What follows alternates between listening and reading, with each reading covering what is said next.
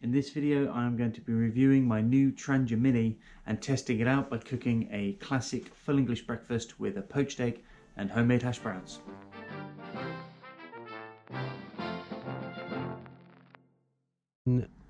By now, maybe lots and lots of reviews on the Trangia Mini. I saw a few and I thought I'd pick it up, and if I'm honest with you, I'm very impressed.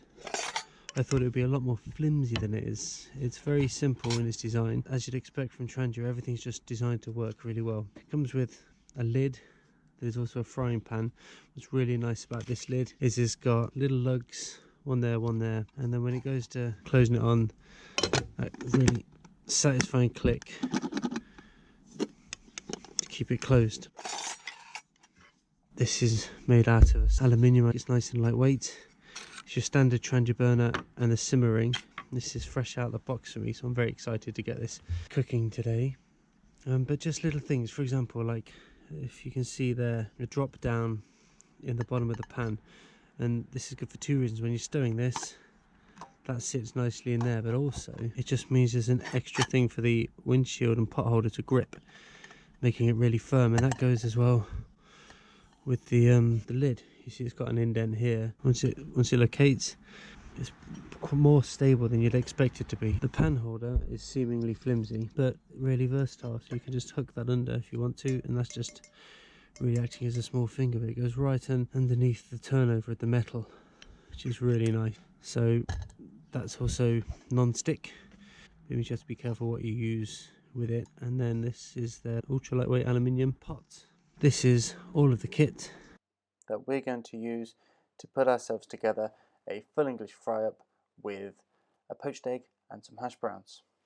The ingredients that we will need for this are a sausage, a rasher of bacon cut into half, a mushroom cut into slices, and an egg.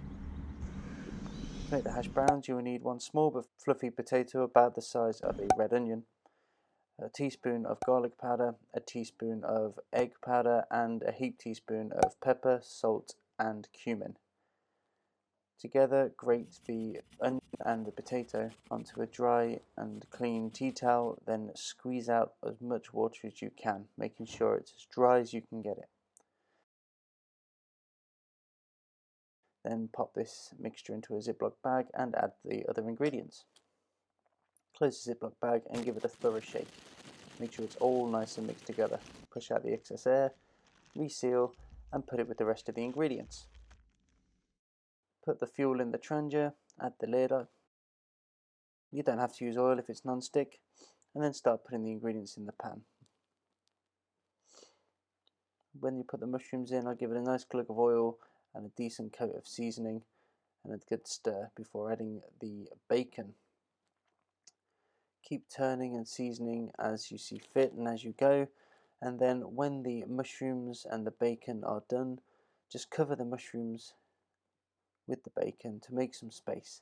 Take some of the hash brown mixture out of the Ziploc bag, squish it into the shape that you want, and then keep turning it as it cooks. And don't forget the rest of the ingredients as well. Just keep turning, keep seasoning to taste. Once this is ready, remove that from the fire and place the water. To make it boil faster, cover with the ingredients and then just put the foil from the mushroom over that, and that will ensure some insulation for the ingredients. Keep it well protected while you're waiting to boil, and when it's at a rolling boil, just drop the simmering down to about half power. Give the water a thorough stir, crack the egg into the centre of the water. If you've not stirred it enough, just give it an extra stir and this will bind the egg white to the centre of the yolk. Cover, wait for 2 minutes, and you should have a perfect poached egg. All that's left now is to put it on the frying pan, season, and eat.